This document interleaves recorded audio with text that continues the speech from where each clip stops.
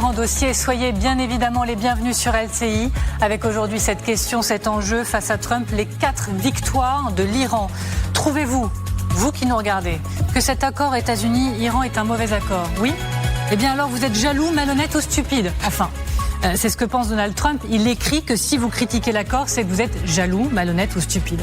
Retour dans quelques instants sur ces images hier à Versailles qui entrent dans l'histoire. Mais quelles histoires? Quelle histoire? Celle d'une capitulation? Celle d'une reddition? Celle de la pire erreur géopolitique de ces dernières décennies, comme on le lit?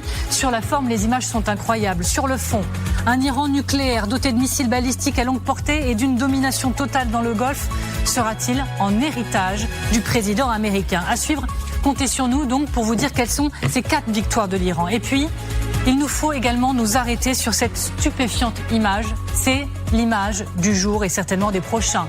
Moscou brûle. Attaque massive de drones ukrainiens a frappé cette nuit la plus grande raffinerie de pétrole de la capitale. Explosion si puissante qu'un large couvercle a été projeté à plusieurs mètres de hauteur. Le récit, les images de cette attaque à grande échelle dans cette émission et l'analyse. Quelle claque pour Poutine? Alors comment va-t-il réagir? Quelle vengeance? Mais d'abord, donc, le grand dossier face à Trump, les 4 victoires de l'Iran. C'est parti. Écoutez, regardez.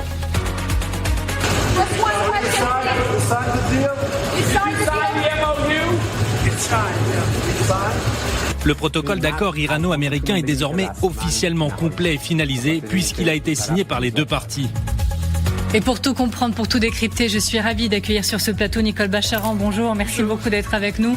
Historienne, politologue et spécialiste des États-Unis. Vous êtes auteur avec Dominique Simonet du livre Requiem pour le monde libre.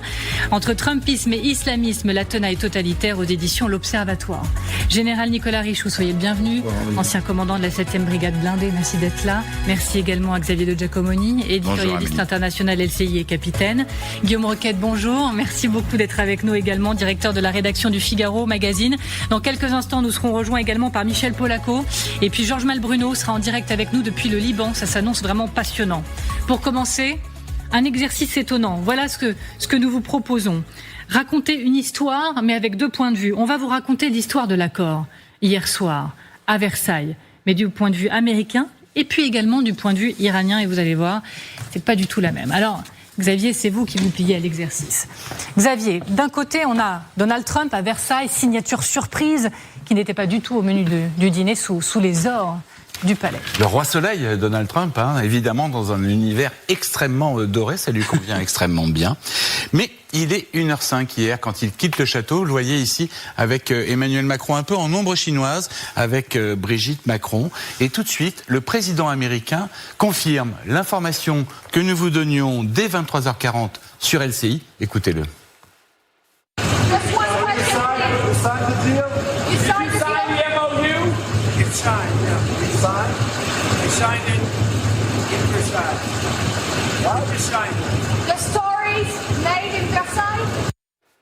C'est signé à Versailles. On ne sait pas trop si le président américain se souvient, a connaissance de cet épisode historique aussi à Versailles. C'était en 1919 et ça préfigurait les réparations de guerre que devait payer l'Allemagne, la Seconde Guerre mondiale. En fait, Amélie, tout s'est noué 40 minutes plus tôt. Marco Rubio demande tout simplement au ministre des Affaires étrangères français, Jean-Noël Barrot, s'il est possible de signer le fameux mémorandum sur place pendant le dîner. Alors, il faut trouver une imprimante. Évidemment, les services américains mettent leur grain de sel là-dedans. C'est un peu compliqué. Mais 20 minutes plus tard, le texte est prêt à la signature. Voilà, Donald Trump qui monte le texte, tout le monde évidemment applaudit, il paraphe le texte avant qu'une photo du document soit envoyée à Téhéran. Voilà, là on le voit parapher. D'ailleurs, il paraphe un texte qui n'est pas en anglais, le texte étant persan, la langue parlée en Iran. Et un détail évidemment, on le comprend, à ce moment-là, les Iraniens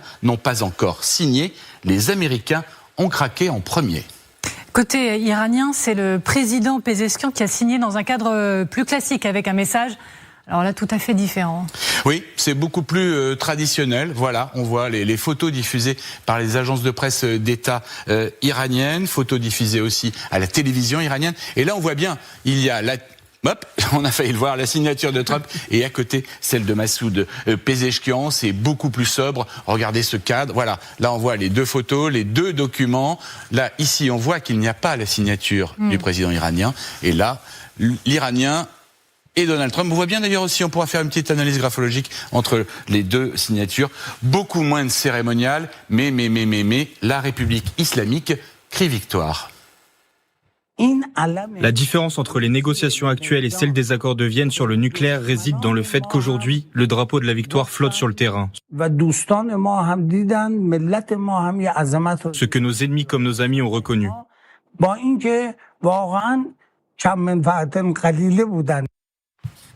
Merci beaucoup Xavier de Giacomoni. Nicole Bacharan, où se situe la vérité? Enfin, comment vous verbalisez? Est-ce que vous parlez de capitulation? Je demanderai plutôt au monsieur sur le plateau qui incarne le volet militaire s'il parle de reddition. La capitulation, Nicole? Écoutez, oui. Je vais juste dire un mot sur ce qui n'est pas négatif, disons, pour Donald Trump. C'est vrai qu'on peut penser, même sans avoir le détail, que les capacités militaires, balistiques, économiques de l'Iran ont été quand même grandement amoindries. Ça a été fait et on ne sait pas si un jour peut-être ça fragilisera réellement le régime. Sinon, c'est vraiment une capitulation en rase campagne. Donald Trump a obtenu l'ouverture du détroit d'Ormuz pour 60 jours. On ira peut-être dans le détail ensemble. Je pense qu'au-dessus de 60 jours, il va y avoir la discussion sur qui paye quoi. Mais en tout cas, le passage ne sera pas gratuit. Donc, réouverture d'Ormuz. Donc, immédiatement, évidemment, les marchés sont contents. Le pétrole baisse, l'essence également. Et Donald Trump a obtenu cela et une signature dans les circonstances que vous avez décrites. Sinon, il est hallucinant ce texte. C'est vraiment une capitulation en rase campagne et un jackpot pour l'Iran qui obtient beaucoup plus ce qu'il n'a jamais rêvé en matière financière. L'ouverture des avoirs gelés jusqu'à avant-hier, c'était pour plus tard. C'est maintenant. Et récupération des avoirs gelés, un fonds de 300 milliards d'investissements et de reconstruction dont on a déjà parlé, la levée de toutes les restrictions sur les ventes de pétrole et dans l'accord en matière de restrictions pour l'Iran, une très très vague promesse de ne jamais chercher à avoir l'arme nucléaire, ce qu'il a promis en 1970 avec le traité de non-prolifération, en 2015 avec l'accord conclu à l'époque avec Obama, et puis alors grosse cerise sur le gâteau, la mainmise totale de l'Iran sur le Liban. Alors, général, êtes-vous jaloux, malhonnête ou stupide? Parce que, encore une fois, Donald Trump estime que ceux qui critiquent son accord sont jaloux, malhonnête ou stupide? Je suis jaloux, malhonnête et stupide. Il n'y a aucun doute. Avec moi. Voilà, nous le sommes tous, a priori. Oui, c'est ça le problème, quand même. Je suis d'accord avec ce qui vient d'être dit, parce que les acquis de l'Iran sont immédiats. La levée d'un certain nombre de sanctions. Le détroit d'Ormuz ne reviendra vraisemblablement jamais à ce qu'il était avant, c'est-à-dire un espace de libre circulation. Il risque d'y avoir un passage qui risque d'être payé. Et de l'autre côté, il n'y a aucune certitude. Il y a des négociations qui commencent, c'est fumeux. Et si dans 60 jours ils veulent pas, on recommencera à les bombarder. Donc en fait, ils ont absolument gagné à tous les étages. Et donc aujourd'hui, on est quand même assez perplexe quand même sur la position américaine. Alors moi, là où vous avez raison, c'est qu'il y a eu un coup de tondeuse à gazon sur les capacités iraniennes qui a été passé. Peut-être que ça va retarder le programme un certain nombre d'années. Ça c'est très possible. Pour le reste, je ne vois qu'un seul avantage, c'est le fait que Donald Trump, comme il l'a montré auparavant, sait sortir d'une crise quand même. C'est la seule qualité que je lui reconnais. À son désavantage, mais il comprend à un moment donné quand la situation n'est plus gagnable, et il s'est extrait. Il n'est pas parti sur un combat de 10 ans comme au Vietnam, comme en Irak, etc., ou en Afghanistan, 20 ans. Il a dit ça ne fonctionne pas, je me retire. Et ça, c'est la seule qualité que j'arrive à donner au président des États-Unis aujourd'hui. Surtout, peut-être a-t-il compris qu'il était coincé sur le front de l'économie. Regardez comme son discours a évolué sur la question du pétrole entre le 1er avril dernier et ce 17 juin 2026, hier. Donc, regardez. Les États-Unis n'importent presque pas de pétrole via le détroit d'Ormuz et ils n'en importeront pas à l'avenir. Nous n'en avons pas besoin. Nous n'en avons jamais eu besoin et nous n'en avons pas besoin aujourd'hui. Si on continue à bombarder, ces navires ne pourront plus partir. Et on parle de 500, 600, 700 millions de dollars par jour. C'est une somme colossale, vraiment colossale. De plus, nos réserves seront épuisées dans 4 semaines environ. Vous savez, il y a des réserves partout dans le monde. Et nous, on serait vraiment à court. Et il arrivera un moment où vous ne pourrez plus vous en procurer. Guillaume Roquette, il ne veut pas être le Hoover qui a provoqué la crise de 1929 et puis c'est tout. Enfin, c'est ça le fond de l'histoire. Oui, c'est tout, mais c'est pas négligeable. On est sur des préoccupations géopolitiques et on a raison. Et la force de Donald Trump, c'est qu'il peut basculer d'un univers à l'autre, comme s'il y avait 2 mondes parallèles. Il est évident que sur le monde de la diplomatie, du rapport de force, c'est l'Iran qui sort vainqueur.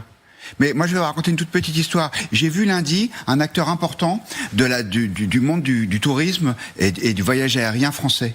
Et il me disait, cette paix, c'est formidable. Et je lui disais, oui, mais quand même, l'Iran se renforce. Il dit, mais l'Iran, c'est pas mon sujet.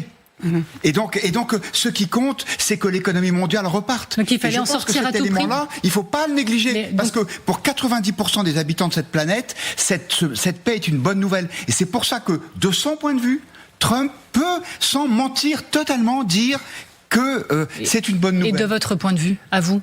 Mon point de vue, c'est que le redémarrage du business ne réglera pas le problème géopolitique.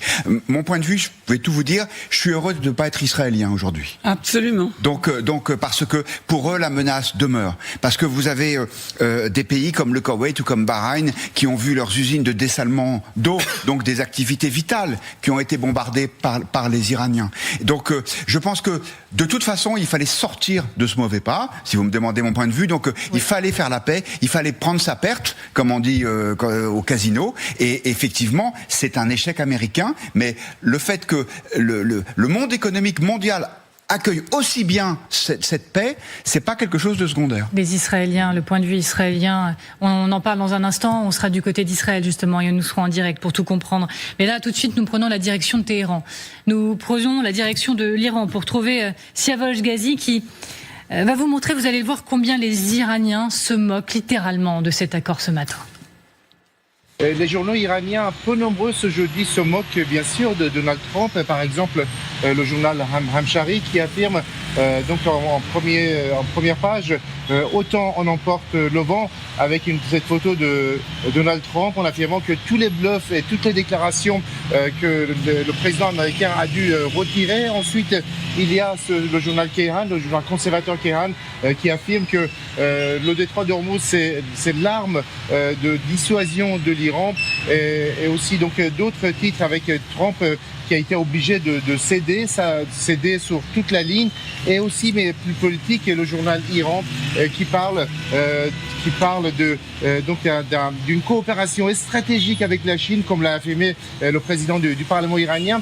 Les journaux et les médias reprennent également les déclarations de Tucker Carlson, qui a affirmé, le grand journaliste américain, qui a affirmé que l'accord avec l'Iran, c'est la fin de l'empire américain, et surtout Barack Ravid, donc le journaliste L'Axios, très proche de la Maison Blanche, qui a affirmé dans un texte sur le réseau X que on nous avait promis une victoire totale, simplement on nous a pas dit qui serait le vainqueur, et donc se moquant quelque sorte de la Maison Blanche et de Donald Trump.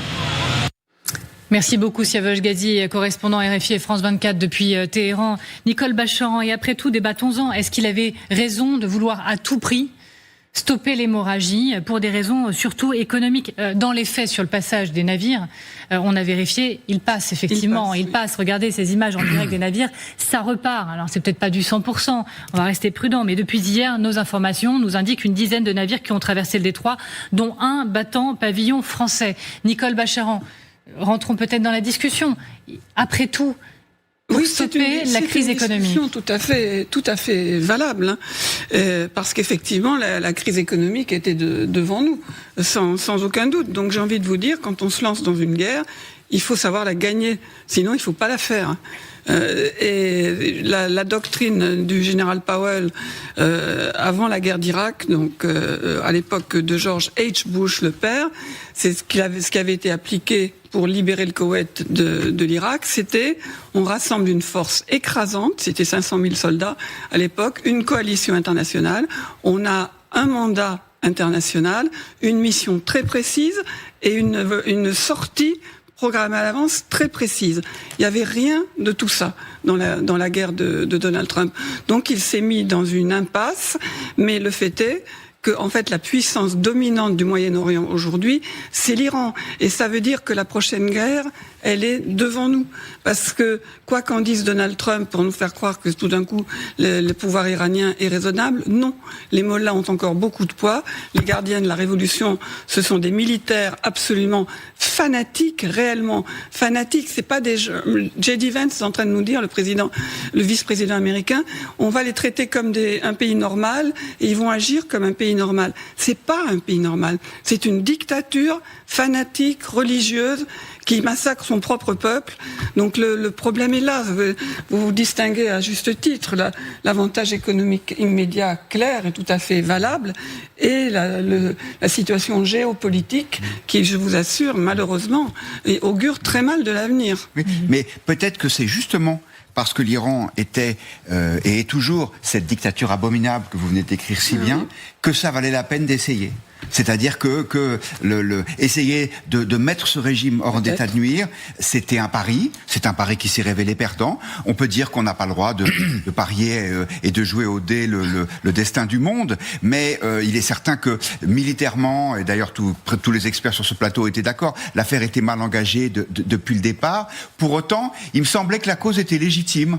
Donc, alors évidemment, le perdant a toujours tort. Donc, aujourd'hui, on dit Trump n'aurait jamais dû y aller. Et donc vous dites qu'il est perdant? Moi, je dis qu'il est perdant, bien sûr. Je dis qu'il est perdant. Je dis qu'il y a pas de honte à perdre une guerre qu'on croyait juste. Ça valait la peine d'y aller? Non.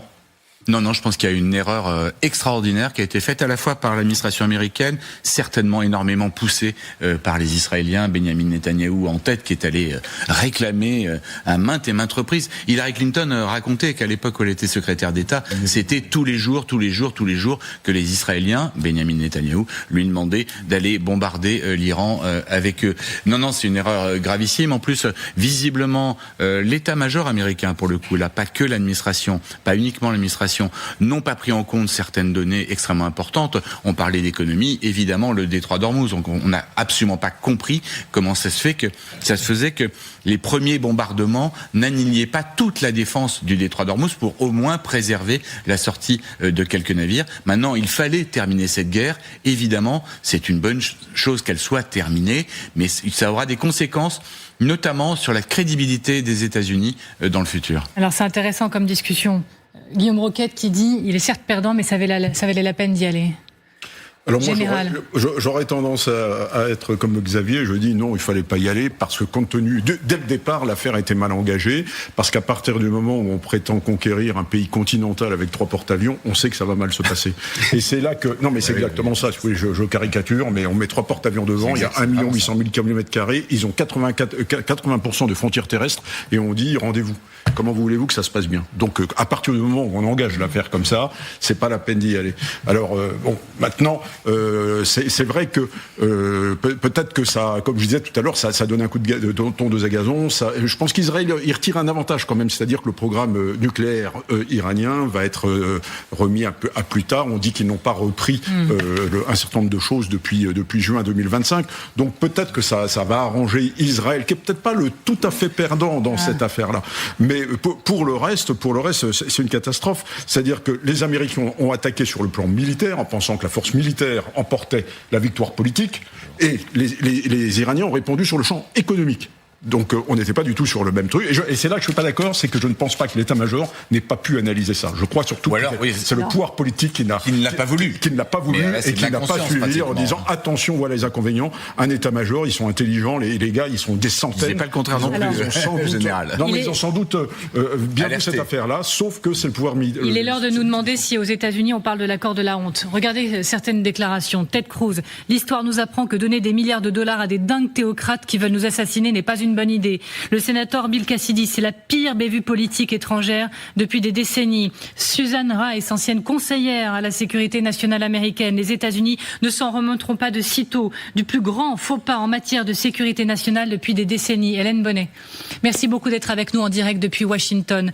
Hélène, aux États-Unis, se réveille-t-on avec la gueule de bois ? Oui, c'est ça, si l'on en croit toutes ces déclarations que vous venez de citer, déclarations politiques. Il y a énormément de critiques qui pleuvent depuis hier après la signature de cet accord par Donald Trump à Versailles, à commencer dans le camp démocrate, évidemment, où là on estime que Donald Trump a été littéralement humilié par les Iraniens. Des démocrates qui se moquent, qui rappellent que Donald Trump a beaucoup critiqué l'accord signé en 2015 par Barack Obama et qui estiment que cette fois, l'accord est bien moins bon pour les États-Unis parce que il n'atteint pas tous les objectifs que s'était fixé Donald Trump au début de son intervention en Iran. Et puis il y a surtout ce qui pose problème à Donald Trump, c'est cet embarras au sein de son propre camp. Je regardais la chaîne Fox News hier, qui est plutôt conservatrice et où les journalistes lisaient des morceaux de cet accord et interrogeaient des républicains qui avaient de la peine à justifier certaines concessions faites aux Iraniens, notamment en matière de sanctions, en matière d'un fonds qui va être créé de 300 milliards de dollars pour les Iraniens. Et donc c'est face à cela que Donald Trump va devoir continuer de se justifier. Son vice-président va prendre la parole dans quelques minutes à la Maison-Blanche pour une conférence de presse. On suivra ça grâce à vous et avec vous, Hélène Bonnet. La pire bévue de politique étrangère du côté des États-Unis depuis des décennies. Vous êtes d'accord avec ça, Nicole Bacharan ? Ça fait un bout de temps qu'on n'a pas vu une telle catastrophe, franchement. Je me souviens en 2003, avant le déclenchement de la guerre d'Irak, et là aussi on peut dire que la cause était juste, parce que je pense que la cause de vouloir démolir Saddam Hussein ou démolir le pouvoir des mollahs est une bonne cause. Mais enfin, en 2003, peu de temps avant l'attaque américaine, je me souviens d'avoir écouté les auditions au Congrès, et Paul Wolfowitz, qui était vraiment un des artisans néoconservateurs de cette attaque, disait, donc les choses n'avaient pas commencé, il faut préparer les Américains à une occupation longue, peut-être 6 mois. Et moi, j'écoutais ça, je me disais, dites-moi qu'ils ont un secret, qu'ils ont des éléments secrets que je connais pas. C'est pas possible. Donc, c'est vrai que engager cette guerre dans ces conditions, avec des moyens qui n'étaient pas ceux qui permettaient un renversement politique, alors que le problème, c'est le régime iranien, c'est une énorme faute pour aussi, oui, la crédibilité de Donald Trump, à l'évidence. Et dans son propre camp, je veux dire, les fissures, ça devient des gouffres, mais aussi pour les États-Unis. L'idée, on ne peut pas compter sur les Américains, c'est quelque chose qui va peser beaucoup dans les années à venir. Et pour longtemps, on le comprend. Soyez le bienvenu, Michel Polaco. Merci beaucoup d'être avec nous pour de vrai, encore une fois. Moi, je vous vois rarement pour de vrai, j'en suis toujours ravie du coup. Bonjour. Vous avez donc des jambes, vous n'avez pas qu'un buste. Eh oui. Soyez le bienvenu, expert en aéronautique, questions de défense et du nucléaire. Je voudrais vous soumettre une information qui nous a marqué ces dernières heures. Un drone de surveillance américain, alors je vais être tout à fait précise, vous le saurez beaucoup plus que moi, MQ-4C Triton, voilà, a été détecté volant au-dessus de Cuba. Et oui, on vous parle de Cuba. Je lis que les spéculations sur une opération militaire américaine contre le régime vont croissant à la suite justement de la fin de la guerre en Iran. Alors, gare aux spéculations, bien évidemment, mais le questionnement est légitime. Peut-on imaginer une accélération du côté de Cuba et de l'intervention américaine pour passer à autre chose, détourner le regard de l'Iran et essayer d'aller chercher un autre trophée? Écoutez, après ce qu'on vient de vivre, depuis 3 mois et des poussières, tout est possible. Parce que le président Trump est totalement imprévisible, très difficile à comprendre, dans tous les sens du terme. Et pourquoi pas aller, tourner ses centres d'intérêt vers Cuba, c'est moins dangereux, c'est moins compliqué, c'est sûr. D'un autre côté, un drone en soi, c'est pas un événement. Si vous voulez que les Américains promènent un drone au-dessus de Cuba, ils ont des drones de longue portée, moyenne portée, Triton c'est moyenne portée. Ils vont regarder quoi ? Je sais pas, parce que franchement, il n'y a pas grand-chose qui leur échappe soit déjà. Intéressant à regarder au-dessus de Cuba. Ils surveillent le blocus, déjà. Oui, mais enfin, si vous voulez, le blocus, il est facile à surveiller avec des tas d'autres moyens, quoi. Il n'y a pas besoin de mettre un drone dans l'air toute la journée. Non, je crois que c'est une gesticulation probablement qui est destinée à nous faire parler et à nous intéresser.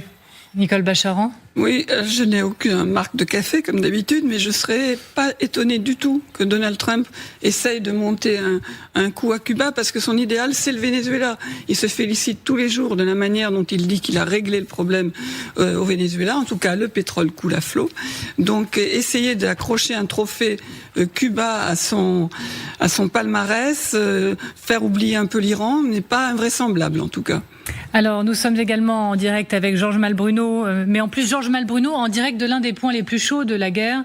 On parle de la guerre au Liban. Maintenant, Georges Malbruno, grand reporter au Figaro, spécialiste du Moyen-Orient. Merci beaucoup d'être avec nous ensemble. Dans un instant, on va parler de ce que beaucoup appellent la défaite, la reddition, la capitulation, l'humiliation, la flotte historique de Donald Trump. Vous nous direz, vous, comment vous verbalisez les choses, surtout depuis le terrain et du haut de votre expérience. Autant on parle de défaite de Trump, autant on parle de triomphe de l'Iran. Alors, dans quelques instants, on va vous montrer quelles sont précisément les 4 principales victoires de Téhéran. Et surtout, on va se demander si Téhéran non seulement a gagné, mais sort renforcé sur le nucléaire, Hormuz, le programme balistique, la manne financière. On va poser les choses ensemble. Et un autre front nous attend également dans cette émission. Ça prend de l'ampleur. C'est très important. Regardez ces images. Maintenant, nous sommes en Russie et nous sommes à Moscou, plus précisément. Nous reviendrons sur ces images surréalistes de la plus importante attaque de drones menée par Kiev en Russie depuis 2 ans, avec cette image folle précisément qu'on vous décrira de réservoirs de pétrole qui filent dans le ciel. Et la question, c'est quelle vengeance désormais de Poutine, puisqu'il la promet. Le rapport de force est-il en train de changer et avec quelles conséquences ? Allez, à tout de suite.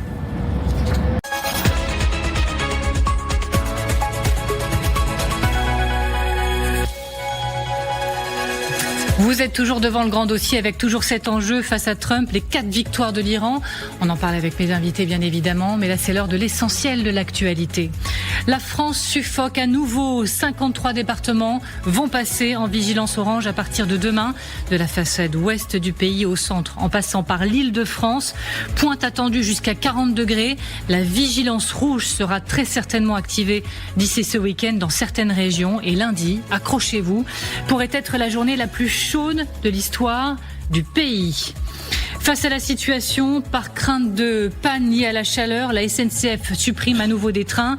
Au total, 71 trains sont supprimés entre aujourd'hui et lundi. Et puis à la une également, l'avenir du Premier ministre britannique qui est en jeu aujourd'hui. Les bureaux de vote sont ouverts pour une élection législative partielle à haut risque qui pourrait voir tomber Keir Starmer, fragilisé et très impopulaire. Voilà pour l'essentiel de l'actualité. Nous reprenons le fil de ce grand dossier face à Trump, les 4 victoires de l'Iran. Toujours, j'en suis ravie, avec Nicole Bacharan, avec Guillaume Roquette, avec le général Richoux, Xavier de Giacomoni. Merci également d'être avec nous, Michel Polaco. On est ravis de vous recevoir. Et Georges Malbruno, donc merci également. Grand reporter au Figaro, spécialiste du Moyen-Orient. Et ce qui est d'autant plus intéressant, c'est que vous êtes en direct du Liban. Vous êtes sur le terrain. Avant de vous entendre, on va expliquer à nos téléspectateurs quelles sont ces 4 principales victoires obtenues en effet par l'Iran, alors que certains parlent déjà de la capitulation de Versailles. Xavier de Giacomoni ? On y va. On y va. J'ai eu un doute, je me suis dit, est-il au courant qu'il m'accompagne ? Tout à fait. Ok. Xavier de Giacomoni, sur les 2 principaux sujets qui sont au cœur des négociations, c'est clairement Téhéran qui gagne. Expliquez-nous quels sont ces 2 sujets. Alors le premier, c'est un sujet qui n'était pas d'actualité du tout. À Hormuz, comme vous le voyez sur cette image, tout se passait très très bien avant la guerre. Et là-dessus, Téhéran a gagné. Et ils ont gagné même à un très très haut niveau, puisque pendant 60 jours, a priori, le détroit va être ouvert, sans aucune taxe, sans péage. Mais après 60 jours, vous verrez, il y aura un péage. On écoute le président du Parlement. Pendant la guerre, j'ai écrit dans un tweet que le détroit d'Hormuz ne redeviendrait jamais ce qu'il était auparavant, et je maintiens cette opinion aujourd'hui encore. Ça, c'est une très lourde défaite pour Donald Trump, mais il y a une autre défaite, c'est sur le nucléaire, bien évidemment, puisque cette guerre, au départ, elle a été conçue par les Américains avec les Israéliens pour se débarrasser de la menace nucléaire, mais pour le moment, il n'y a pas d'avancée. Pour le moment, l'Iran garde son uranium. L'Iran a simplement déclaré, comme il l'avait fait déjà en adhérant au TNP, le traité de non-prolifération nucléaire, qu'il ne souhaitait pas se doter de l'arme nucléaire. Mais ça, c'est une déclaration, on n'est pas du tout obligé de les croire. Alors Donald Trump avait promis de venir par la force chercher les 11 tonnes d'uranium enrichi, donc 440 kilos, Amélie, enrichi à 60%. Il n'en sera rien du tout. Il est juste demandé dans le texte, de manière très précise, à Téhéran de diluer ces 11 tonnes, mais la dilution pourrait être supervisée par des inspecteurs de l'AIEA, comme c'était le cas avant que Donald Trump ne sorte de l'accord de Vienne. Mais là, encore, on est vraiment très très loin de la coupe aux lèvres. Alors il y a ce qui se trouve dans l'accord, mais il y a ce qui ne s'y trouve pas, et c'est important également. C'est très important. Le grand absent dans cet accord, c'est le programme balistique de l'Iran, qui était pourtant là aussi au cœur des objectifs de cette guerre. L'Iran va pouvoir continuer à menacer ses voisins. On en a eu l'exemple depuis le 28 février. Les pays du Golfe ont été bombardés par des drones et par des missiles à de multiples reprises. Et puis il y a évidemment Israël. Mais Donald Trump, lui, il ne voit aucun inconvénient à ce que l'Iran garde ses missiles. Ce que j'ai dit, c'est que si d'autres pays ont des missiles balistiques, c'est un peu injuste que l'Iran n'en ait pas. Les missiles balistiques et un arsenal nucléaire, ce n'est pas la même chose. Et enfin, il y a l'argent, avec la promesse de milliards pour l'Iran. Oui. Dizaines, centaines de milliards pour l'Iran. Mais là, Amélie, c'est carrément jackpot pour les Iraniens. Une centaine de milliards d'avoirs gelés rendus au régime de manière extrêmement rapide. On le disait tout à l'heure, 12 milliards, 24 milliards. Surtout la levée de toutes les sanctions. Et c'est sans doute le point crucial. Donald Trump pense qu'il peut même lever les sanctions prises par le Conseil de sécurité de l'ONU. Ça, il ne le peut pas. Mais quand même, gain estimé uniquement pour l'industrie pétrolière entre 60 et 80 milliards de dollars par an.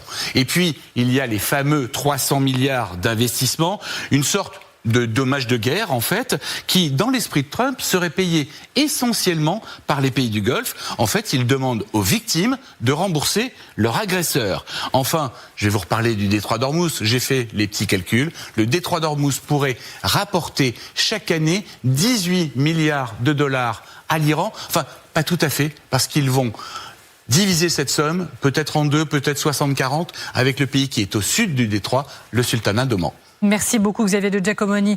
Georges Malbruno, depuis le Liban, l'Iran a remporté la guerre contre les États-Unis et Israël. C'est ce que dit le principal négociateur Ghalibaf. Oui, mais dites-vous que non seulement ils ont gagné, mais en plus les Iraniens se sont renforcés ? Dans la mesure où ils n'ont pas été renforcés, ils n'ont pas été renversés, ils se sont renforcés. Mais enfin, je crois moi, je n'ai jamais cru que le 2 mars, le régime tomberait après les premières frappes massives américano-israéliennes. Et aujourd'hui, je ne crois pas quand même que l'Iran soit le vainqueur triomphal, etc. Je crois que c'est une victoire. Oui, c'est une victoire, mais un peu à la Pyrrhus. Et puis surtout, on n'est qu'à la mi-temps. Alors, on peut dire que l'Iran gagne 1-0 parce qu'effectivement, comme ça a été dit, il n'y a rien eu sur le balistique, il n'y a rien eu sur le nucléaire, mais tout ça, c'était déjà annoncé il y a quelques semaines par les Iraniens qui avaient dit « nous ne sommes pas prêts à discuter du nucléaire ». Le balistique, tout le monde savait que dans la mesure où l'Iran négocierait son nucléaire après ou que ses voisins ont des missiles balistiques, l'Iran ne renoncerait pas à ses missiles balistiques. Simplement, effectivement, ils ont remporté une victoire, je dirais, en termes très symboliques, parce que il y a rien eu sur le nucléaire et qu'ils ont, comme ça a été très bien dit, effectivement, à cause de la stupidité de Donald Trump et de Benjamin Netanyahou, ils ont trouvé en Hormuz un levier extrêmement important. Après, il y a quand même 60 jours de négociations qui vont être entamés. Il y a le dossier nucléaire qui va être sur la table. Rien ne dit qu'ils vont trouver un arrangement. Comme je vous le disais, je vous le répète, répété systématiquement, la levée des sanctions pour l'Iran est une priorité absolument essentielle parce qu'il en va de la survie du régime, donc ils vont tout faire pour l'obtenir, mais en contrepartie, il faudra qu'ils fassent des concessions, en particulier sur le nucléaire, et j'ai toujours pensé que sur le nucléaire, ils sont capables de faire des concessions parce que le nucléaire ne leur a jamais apporté, contrairement à Hormuz aujourd'hui, autant de bénéfices. Donc voilà, certes, l'Iran a remporté une victoire, mais ça n'est pas la fin de la partie. On en parlera probablement. Une des victoires, je dirais probablement les plus importantes aujourd'hui de l'Iran, c'est effectivement, par exemple, au Liban, que le retrait israélien du Sud a été inscrit dans le fameux accord cadre d'une page et demie où on parle de souveraineté de l'État libanais. Donc ça veut dire que souveraineté, ça veut dire retrait israélien. On peut penser que Benyamin Netanyahou ne voudra pas se retirer, mais en tout cas, ça donne à l'Iran un levier important sur le Liban. Justement, on en parle dans un instant, et puis on est avec vous au Liban, on ira en Israël également pour écouter tous les points de vue. Juste sur la question du jackpot, on a retrouvé un tweet de Donald Trump en 2013. Il disait de l'accord qui avait été conclu à l'époque par l'administration américaine: quel marché pourri nous avons conclu avec l'Iran, nous n'obtenons rien, ils obtiennent tout, y compris des retards et beaucoup d'argent. Bon, si Trump de 2026 avait écouté le Trump de 2013, l'histoire aurait été... C'était 1,7 milliard. 1,7 milliard. L'argent redonné par Obama à l'Iran. C'était pas 300 milliards, pardon. Non, mais je vous en prie, Nicole Bacharan. Michel Polaco, estimez-vous qu'il y a des victoires plus dangereuses que d'autres dans celles qui ont été acquises par l'Iran? Et si oui, lesquelles? Le balistique, par exemple? L'argent, par exemple? Alors déjà, sur le balistique, je trouve que le propos du président Trump est un propos qui est impropre. Parce que les pays voisins, c'est-à-dire l'Arabie Saoudite, les Émirats, etc., ne possèdent quasiment pas de missiles balistiques. Et quand je dis quasiment pas, c'est peut-être quelques dizaines, et encore, j'en suis pas du tout sûr. À une époque, il y a eu une velléité d'en avoir, les Égyptiens, etc., mais tout ça, à mon avis, c'est tombé à l'eau. Donc la menace balistique iranienne, qui a été terriblement amoindrie, est tout à fait capable de se reconstituer dans les mois qui viennent. Donc cette menace va durer. Deuxièmement, les drones, c'est aussi une menace qui va durer. Troisièmement, le détroit d'Ormuz, ils annoncent déjà la couleur dans 60 jours. Nous allons, d'une manière ou d'une autre, faire payer des frais. Donc voilà, ils ont quand même des leviers puissants qui sont presque des armes nucléaires, parce que on a bien vu qu'avec ça, ils avaient fait reculer le grand Satan, c'est-à-dire le pays le plus puissant du monde, dont la dissuasion conventionnelle n'a pas fonctionné, y compris avec tous les bâtiments, les porte-avions, les 20 000 frappes, etc. Il y a un fait majeur qu'il nous faut analyser. Ce sont les félicitations du Hezbollah. Quand le Hezbollah félicite l'Iran pour cet accord, écoutez, et on en reparle juste après. Tout d'abord, nous tenons à féliciter le peuple iranien, la résistance, ainsi que les pays et les peuples de la région et du monde entier qui aspirent à l'indépendance et à la liberté pour cette grande victoire. Et donc direction Israël comme promis pour vous retrouver, Betsabé Salem. Merci beaucoup d'être avec nous. Mis sur la touche, le Premier ministre israélien, peut-on même parler d'humiliation? Et quelle forme pourrait prendre sa colère, Betsabé? Pourrait-il continuer très concrètement à frapper le Liban?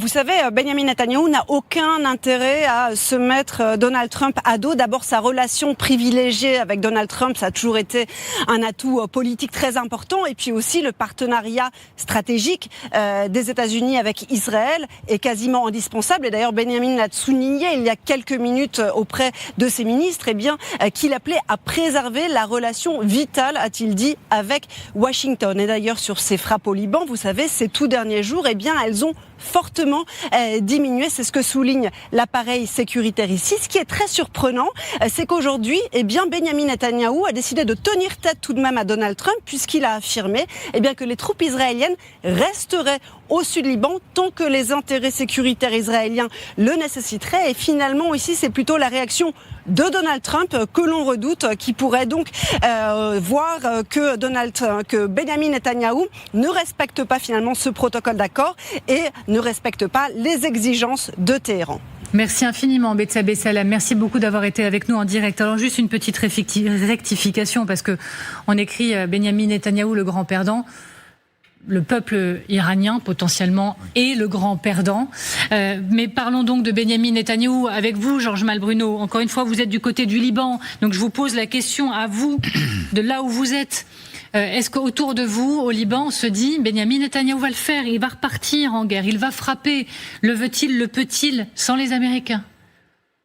Alors ici, au Liban, qui est un pays, comme vous le savez, extrêmement fracturé, tout le monde est convaincu que Israël, Benyamin Netanyahou, va continuer de frapper au sud Liban. Moi, j'ai passé une nuit il y a 3 jours. Eh bien, après le cessez-le-feu, il y a eu 94 obus qui ont été lancés au cours de la nuit et il y a eu 10 drones du Hezbollah qui ont frappé des positions israéliennes. Donc, il va pas y avoir un cessez-le-feu tout de suite. Simplement, ici, c'est un petit peu comme ailleurs. Ceux qui pensaient que le 2 mars, eh bien, le régime iranien allait tomber, par conséquent, le Hezbollah allait s'effondrer, aujourd'hui sont déçus. Et la grande avancée, comme je vous disais, c'est que finalement, l'Iran a obtenu un cessez-le-feu que le gouvernement libanais n'arrive pas à trouver dans ses négociations à Washington avec Israël et les Américains. Et ce qu'il y a aussi de très intéressant à souligner, c'est que, si vous voulez, au sud Liban, l'arrivée des drones à fibre optique a été une bascule, un game changer pour le Hezbollah, parce que, eh bien, ça rend extrêmement vulnérables les positions israéliennes. Ils ne peuvent plus sortir quasiment avec leur Merkava parce qu'ils sont immédiatement ciblés. Donc, on assiste un petit peu à je dirais pas que l'armée israélienne est embourbée, mais en tout cas, elle n'avance pas beaucoup. Ce qui paraît certain, c'est que, aux yeux des experts militaires locaux, et pas que uniquement locaux, mais internationaux qui sont sur le terrain, eh bien, l'armée israélienne ne se retirera pas à court terme, en tout cas, de cette bande de sécurité ou de cette zone tampon d'une dizaine de kilomètres sur laquelle ils ont rasé tous les villages. Bon, j'ai été assez stupéfait de voir à Nakoura, que je connais depuis longtemps. Il y a 7 mois, il y avait encore une 50aine de maisons. Aujourd'hui, il n'y a plus rien du tout. Et donc, sur toute cette bande, à l'exception de 3 villages chrétiens,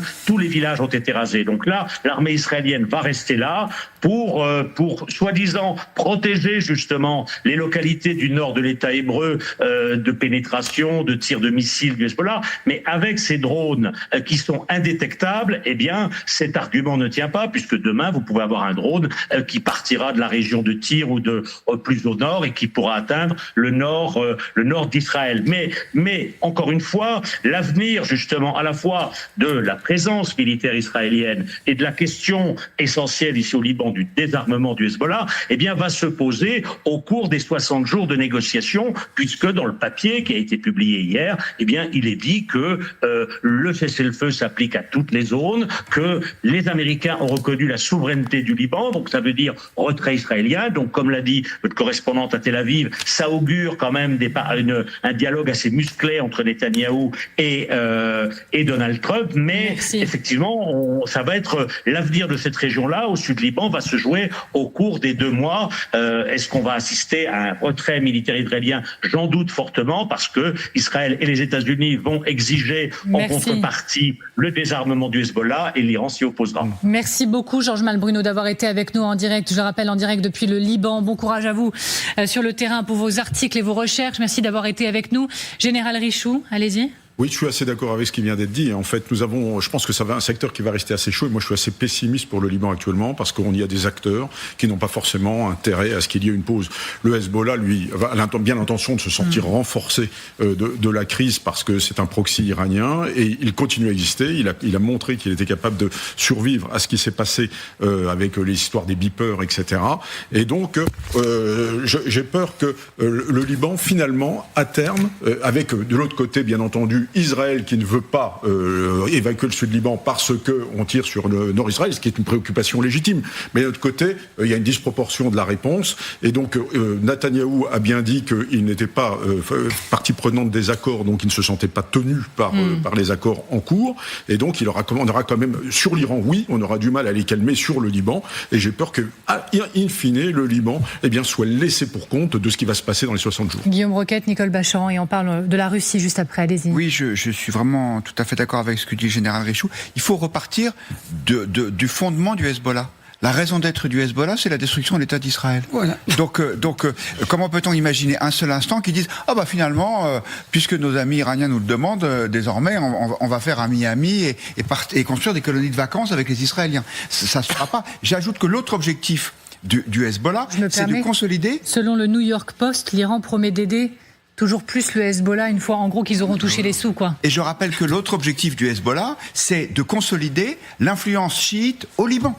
Et de faire en sorte que le Liban ne soit jamais un État souverain, mais qu'il reste sous l'orbite de l'Iran. Donc, c'est pas possible de faire comme si ce problème n'existait pas. Et moi, ce que je pense, c'est que Donald Trump, pour l'instant, fait semblant de lâcher Israël, parce que ce qu'il veut, c'est tourner la page. Il est en train de tout lâcher aux Iraniens, de leur donner tout ce qu'ils veulent, mais qu'il ne veut pas qu'Israël soit un obstacle, et qu'ensuite, il reviendra à ce partenariat, cette alliance qui est presque fraternelle entre les États-Unis et Israël. Nicole Bachar. Oui, je souscris totalement à ce que Guillaume vient de dire. Vous parliez, Amélie, au début de notre discussion de la gueule de bois éventuelle aux États-Unis et dans le monde politique, c'est vrai, mais il y a un pays qui a vraiment la gueule de bois aujourd'hui, c'est Israël. De la droite à la gauche, tout le monde critique cet accord. Donald Trump a été très populaire, 60-70%. Ça a complètement basculé parce qu'ils se sentent évidemment trahis. Alors c'est vrai que vous mettez en avant, vous avez raison, la disproportion de la réaction israélienne. Souvent, on pourrait parler aussi de la Cisjordanie, mais c'est pas le moment. Mais le fait est que dans cet accord signé hier, l'Iran a imposé le premier paragraphe, qui est en fait une mine prête à exploser, qui est, en gros, si le cessez-le-feu ne tient pas partout, et particulièrement au Liban, ils peuvent dire l'accord n'est plus valable, on se retire, on ferme Hormuz pour commencer. Et la souveraineté territoriale du Liban, telle qu'elle est conçue par cet accord, donc par l'Iran, et Donald Trump a accepté ça, c'est un Iran sous la coupe du Hezbollah. On en vient maintenant à ces images. Un Liban sous la coupe du Hezbollah, excusez-moi. On en vient maintenant à ces images et à un autre front. L'explosion a été si puissante qu'une énorme chape placée au-dessus de la raffinerie a été projetée à plusieurs mètres de hauteur. Ça se passe à Moscou qui brûle. L'Ukraine a lancé ce jeudi matin sa plus importante attaque de drone contre Moscou depuis au moins 2 ans, provoquant des incendies dans la région autour de la capitale et donc frappant la plus grande raffinerie de pétrole de la zone. Quelle claque pour Poutine. La grande question maintenant, c'est comment va-t-il réagir? Déjà, les éléments de langage du Kremlin sont en train de tomber et ils font froid dans le dos. Mais d'abord, on pose les éléments, les images, les faits avec vous, Général Richoux, pour nos téléspectateurs. Général, donc regardez ces images. Regardez ces images de l'explosion d'une raffinerie avec cette chape-là qui fuse dans le ciel, c'est spectaculaire. On a les nuages, les panaches de fumée ensuite qui ont englobé la ville. Décryptage avec vous de ces images invraisemblables. On est seulement à 15 km du Kremlin. Oui, et je crois qu'on a une des photos de l'année, parce qu'on a rarement vu une chape comme ça s'envoler comme une soucoupe volante dans le ciel. Il faut se rappeler que là, qu'on est quand même à 750 km de Kiev. Alors, ça veut dire qu'aujourd'hui, ils ont des drones qui sont capables de tirer à pratiquement 1000, peut-être 1500 km, et on dit qu'ils en ont balancé plus de 200. C'est absolument considérable. Alors, effectivement, la défense antiaérienne en aurait intercepté un certain nombre. On cite 180, mais ça, on n'a absolument pas la confirmation. C'est du côté russe. Mais quand on voit les dégâts qui sont commis, c'est absolument considérable. Je rappelle que c'est une raffinerie qui produit un tiers des besoins de la région de Moscou, dont, bien entendu, beaucoup de kérosène pour les avions. Et aujourd'hui, on a eu des centaines de vols annulés ou en retard. Ça a désorganisé totalement le trafic aérien dans la région de Moscou. On le voit sur les images qui nous sont parvenues. Cette attaque, elle a provoqué la panique, peut-être une panique même sans précédent du côté des habitants de Moscou. L'Ukraine porte la guerre au cœur du territoire russe et ça, c'est un enjeu majeur. Écoutez par exemple cette jeune moscovite. On voit défiler des drones les uns après les autres. C'est complètement dingue, ça fait déjà le 5e.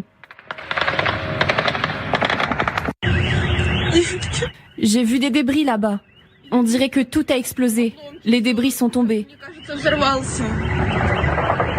C'est n'importe quoi. Cette image, c'est n'importe quoi. C'est quoi ce bazar? Quand est-ce que ça va s'arrêter? Général. Oui, la guerre qui était virtuelle bien souvent pour les habitants de Moscou qui vivent encore dans des conditions privilégiées. On dit que la vie à Moscou n'a pas beaucoup changé, quand on continue à faire la fête le soir. Eh bien aujourd'hui, cette guerre arrive au centre de la vie des Moscovites et ça contraste avec bien le message qui est délivré par le président Poutine que l'opération militaire spéciale se déroule tout à fait sans accroc. Donc là, il y a un effet psychologique à mon avis qui est puissant parce que là, les images sont quand même très très spectaculaires. Et puis les dégâts sont politiques également parce que Vladimir Poutine ne peut pas nier aujourd'hui que la région de Moscou a été puissamment attaquée par les Ukrainiens, c'est-à-dire qu'ils sont capables de tenir la dragée haute aux dégâts que font les Russes chez eux tous les jours. D'autant en général que ce n'est pas du tout la première fois que Kiev parvient à frapper aussi fort et aussi loin.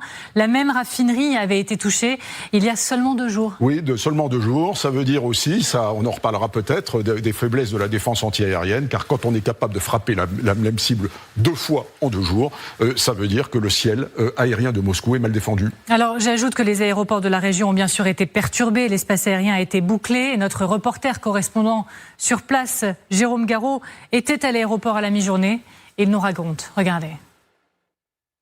Bonjour, oui, je me trouve dans l'aéroport de Moscou. Alors ce matin, en arrivant, j'étais seul aux douanes. Je voyais même des passagers russes passer les douanes dans l'autre sens, les contrôles de sécurité aussi en sens inverse, parce que leur vol était purement et simplement annulé. Donc ces gens-là rentraient chez eux. Moi, à mon arrivée, l'espace aérien a été fermé, les vols retardés jusqu'à nouvel ordre. Mais là, regardez, les pistes étaient encore désertes il y a quelques instants, mais à la mi-journée, on voit les avions qui sont de retour. Les passagers commencent à embarquer là pour Istanbul. C'est pas la première fois évidemment que des vols sont annulés dans les aéroports moscovites. C'est quelque chose qui arrive quand même relativement régulièrement, en tout cas lorsqu'il y a des attaques de drones. Ce qui est beaucoup plus frappant, notable en revanche, c'est de voir cette raffinerie taper, frapper coup sur coup 2 fois en 3 jours. Ça, c'est quelque chose qui est tout à fait inédit.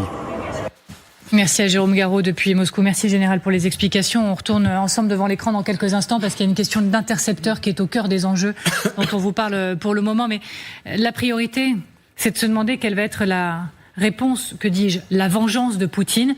Déjà, écoutez ce que nous dit Lavrov. La promesse est là. Je suis depuis longtemps convaincu que les mots ne suffisent pas. Ce n'est pas un hasard si le président a annoncé il y a quelque temps, à la suite d'une énième provocation du terroriste de Kiev, que nous allions désormais mener régulièrement des frappes massives et coordonnées contre des cibles dont l'État influe directement sur les capacités de combat des forces armées ukrainiennes. Il s'agit là d'une mission définie par le commandant en chef suprême. Nos forces armées s'y emploient et continueront de le faire. Michel Polaco, selon vous, quelle va être la vengeance russe ? À mon sens, ils vont essayer de faire dans le même registre que les Ukrainiens. Bon, là, c'est une raffinerie, proximité d'un centre-ville, 15 km. Raffinerie, c'est quand même quelque chose d'important. Donc, ça veut dire qu'ils vont chercher des cibles du même style. Évidemment, ils toucheront pas aux centrales nucléaires parce que personne n'y a intérêt. Puis ils sont du mauvais côté, puisque le vent vient de l'ouest. Donc, ils y toucheront pas. En revanche, qui s'attaquent au réseau ferroviaire, au réseau électrique, qui s'attaquent à des cibles du même style, puisqu'il y a aussi des dépôts de carburant, etc., qui attaquent les aéroports, parce qu'en Ukraine, il y a plein d'aéroports qui n'ont pas été détruits. Tout ça, c'est tout à fait possible, et même envisageable, parce que je vois pas très bien sinon ce qu'ils peuvent faire, parce qu'ils n'arrivent pas à produire des moyens anti-aériens de qualité à une vitesse suffisante pour lutter contre les milliers de drones que développe l'Ukraine. Ils n'y arrivent pas. En plus, ce qu'ils avaient l'habitude de produire, c'était des moyens extrêmement sophistiqués, les S-400, les S-300, les S-500, qu'ils ont d'ailleurs exportés, qui sont des trucs de grande qualité. On ne peut pas utiliser des armes de ce genre-là. C'est comme quand on disait qu'on utilisait des patriotes pour détruire des drones russes. C'est pareil, ça n'a pas de sens. Ou des drones iraniens, d'ailleurs. Ça n'a pas de sens. Donc voilà, ils ont un problème de support, de soutien, qui est insuffisant par rapport à la demande. Et donc, il leur reste qu'une seule solution, c'est de faire des offensives qui soient douloureuses. Même question générale. Quelle serait, dans les prochaines heures, la réponse russe ?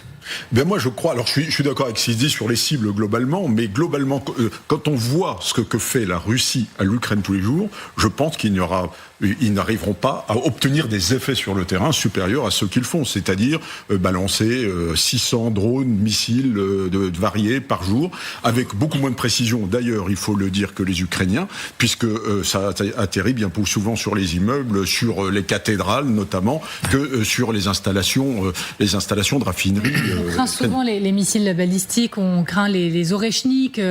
La Russie a encore les moyens de faire peur et de répondre. Ah oui, parce que on voit bien que les salves qu'ils tirent par jour sont encore de 500-600 vecteurs.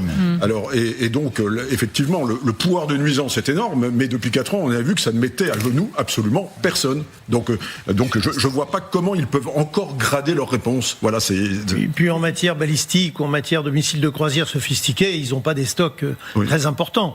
Ils ont de quoi s'attaquer à des drones, ils ont de quoi s'attaquer à un certain nombre de vecteurs. Par exemple, ils ont une défense antiaérienne qui fait qu'il est hors de question que les F-16 ou les Mirage 2000 qui sont en Ukraine pénètrent sur le territoire russe. Mais en revanche, ils n'ont pas des stocks suffisants en matière d'armes sophistiquées. Alors, on le comprend bien, Volodymyr Zelensky veut amener la guerre au plus près de Poutine et au plus proche du peuple russe, et puis potentiellement priver aussi de l'argent du pétrole le patron du Kremlin. Et visiblement, ça commence à marcher, puisqu'on apprend il y a quelques instants qu'il y a une limite de 20 litres sur les ventes de carburant qui va être introduite du côté de Moscou. Ça devient donc très concret.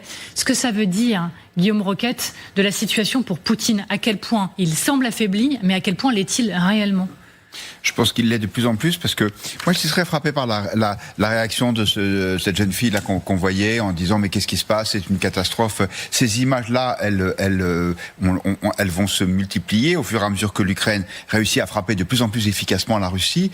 Et je pense que pour Poutine, ça va être très compliqué. D'autant qu'il y a une autre mauvaise nouvelle. Vous avez vu les cours du pétrole, ils sont redescendus à $75 le baril. Donc autant la guerre en Iran a été une formidable bouffée financière pour la Russie, qui continue malgré l'embargo européen à exporter son pétrole vers l'Inde, vers la Chine avec sa flotte grise, mais là ça devient à nouveau compliqué. Et moi ce que je crains, j'espère me tromper, mais l'histoire nous apprend que l'armée soviétique, elle a parfois été d'une grande brutalité, y compris vis-à-vis des populations civiles.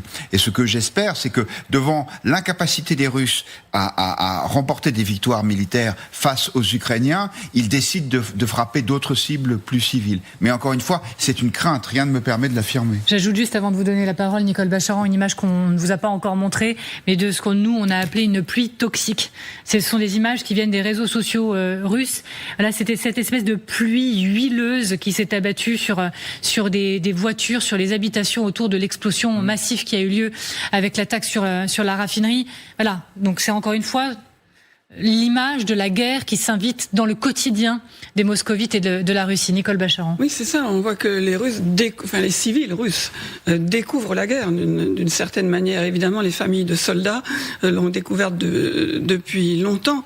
Mais outre la recherche par la Russie de cibles stratégiques, comme le fait l'Ukraine. L'Ukraine frappe des cibles stratégiques, des cibles pétrolières, parce que c'est la capacité de raffinerie qui plombe beaucoup la Russie. Ils ont le pétrole, mais s'ils n'arrivent plus à raffiner, ils n'ont plus d'essence, en quelque sorte. Mais depuis le début de la guerre, il y a 4 ans et demi, la Russie mène une campagne de terreur sur l'Ukraine, sur les populations, les privés d'électricité, de chauffage, de lumière en plein hiver, abattre des immeubles, abattre cette cathédrale dont on ne sait si c'est une erreur ou quelque chose de volontaire, mais en tout cas, il faut pas oublier ce qu'est un régime totalitaire, et c'est ce qu'est la Russie aujourd'hui. Qu'un animal blessé comme est Vladimir Poutine est encore plus dangereux. Et vous parlez de vengeance à très juste titre, et la vengeance, c'est la terreur pure, qui veut voir s'abattre sur la population ukrainienne en espérant que ça les fera plier. Et il n'y a aucune chance que ça les fasse plier, parce que même si vraiment ils souffrent énormément, ils sont aussi quelque part galvanisés de voir la portée des frappes ukrainiennes en Russie. Et puis il y a eu cet entretien avec Donald Trump, cet entretien au G7, qui laisse à penser qu'il peut y avoir peut-être une inflexion côté américain. Alors justement, on va en débattre dans quelques instants. Général, je vous emmène à nouveau avec moi et je vais montrer une autre image à nos téléspectateurs. Une image assez spectaculaire. Là, c'est un drone ukrainien qui a bel et bien été abattu par la Russie. Regardez l'explosion. Mais pour combien de drones ukrainiens qui sont passés ces dernières heures, et c'est ça qui compte, un élément majeur, explique peut-être pourquoi l'Ukraine parvient un peu plus ces derniers temps à lancer des frappes efficaces plus profondément en territoire russe. Eh bien, Moscou est à court d'un type clé d'intercepteur de missiles. C'est ce que nous apprend nos confrères de CBS News, Général. Que faut-il comprendre de ces intercepteurs? Il y a deux éléments là-dedans. Effectivement, il semblerait que Moscou soit à court de vecteurs. Aujourd'hui, on dit que certaines pièces de S-300 n'ont plus que 1 à 2 coups. Et puis, donc c'est très difficile de défendre la totalité de l'espace. La deuxième chose que je trouve pertinent sur le plan militaire et même sur le plan stratégique, c'est que pour la première fois de son histoire, eh bien, la Russie est victime de la taille de son espace stratégique et de sa profondeur stratégique. C'est-à-dire que aujourd'hui, avant, si vous voulez, du temps de l'empereur Alexandre, il suffisait de reculer au-delà de l'Oural et on était hors de portée de Napoléon, on attendait, l'hiver arrivait, c'était réglé. Aujourd'hui, la taille de l'Empire fait qu'on n'est pas capable de protéger son espace aérien et toutes les cibles qui sont des cibles fixes que l'on connaît bien, c'est-à-dire les raffineries, les usines, tout ça, eh bien, on ne peut pas le défendre. On n'a pas le dôme, si vous voulez, que est capable de produire Israël, mais sur la table sur un pays de la taille de la Bretagne. Vous voyez, donc ça, et encore, ça passe de temps en temps. Là, c'est absolument impossible. Et donc, la profondeur stratégique qui était un avantage jusqu'à présent peut se révéler aujourd'hui un gros inconvénient. Et d'ailleurs, Donald Trump l'a vu à ses dépens quand il a voulu défendre toute la péninsule arabique. Et on a vu que les vecteurs iraniens tombaient également sur un espace de cette taille-là. Qu'est-ce qu'on voit ici? Alors là, vous avez le S-300. Le S-300, alors ils ont le S-300, le S-400. Là, je pense que Michel est plus compétent que moi là-dessus.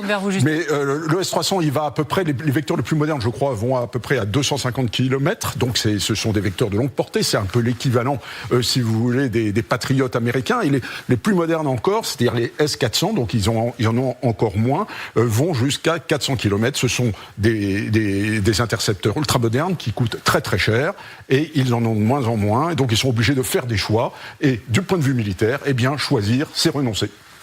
C'était parfait, Général, merci. Et donc, la passe décisive du Général pour Michel Polac. Rien à ajouter. Rien à ajouter. Alors ça m'arrange pas. Je suis désolé. Alors, posez-moi une autre question. Dans quelle mesure, effectivement, on est en train de toucher du doigt un affaiblissement concret, réel, de la Russie dans cette guerre? Alors, la Russie, comme le disait le général, grosse profondeur stratégique, immense territoire, quand même une grande population, ils n'ont pas encore les deux genoux à terre. Il ne faut pas penser ça. Maintenant, ils traversent une période difficile. Autant, par exemple, ils ont été capables de reconvertir leur industrie d'armement assez rapidement. Et par exemple, ils fabriquent énormément de drones. Aujourd'hui, ils ne sont pas impactés par l'absence des drones iraniens qui les alimentaient encore il y a 3 mois. Vous voyez, ils arrivent à produire énormément de drones. En revanche, il faut quand même des matériaux beaucoup plus sophistiqués pour les S-300, les S-400 et même le S-500 qui était en développement et que certains clients de la Russie attendaient. Et ça, c'est vrai qu'ils n'ont pas. Et puis, il y a les moyens de détection. La Russie possède peu de systèmes de détection aéroportés. Ce sont des systèmes qui ne sont pas très modernes. Donc, ça veut dire qu'ils voient arriver tout ça avec beaucoup de retard. Et donc, plus il y a du retard dans la détection, et moins il y a de facilité dans la destruction. Donc, vous voyez quand même, une ville comme Moscou, quand vous pensez qu'il y a 50 ans, Moscou était défendue par des batteries de missiles antimissiles. C'était l'époque du traité ABM, anti-balistique missile, et on reprochait aux Russes de casser la dissuasion parce qu'ils avaient mis de quoi protéger Moscou des missiles intercontinentaux américains et éventuellement français, britanniques, etc. Bon, aujourd'hui, on voit que la défense de Moscou, ils sont pas capables de l'assurer à 100% et de loin. Et justement, visiblement, Volodymyr Zelensky y croit toujours plus. Il dit ces mots forts: si l'Ukraine brûle, désormais, Moscou brûle aussi. Regardez.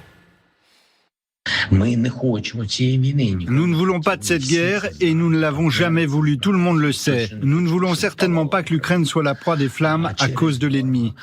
Mais si l'Ukraine brûle, votre Moscou brûlera aussi. C'est pourquoi nous insistons une fois de plus sur le fait qu'il est temps de mettre fin à l'agression. Il est temps de mettre fin à cette guerre. En quelques mots. Vous voyez, Poutine n'est pas Trump.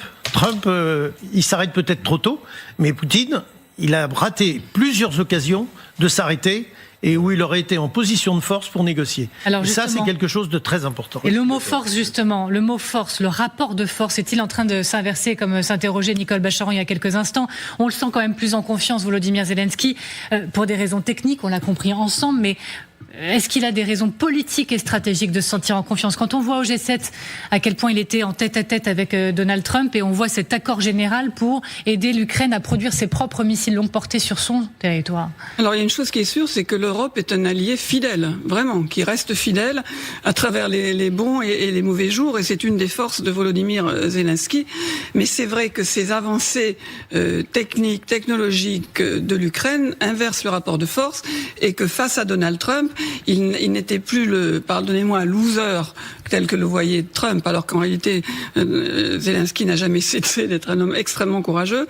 Mais on sentait chez Trump une espèce d'hésitation. Peut-être que finalement, ce serait Poutine le loser, et il ne veut surtout pas être arrimé à un loser.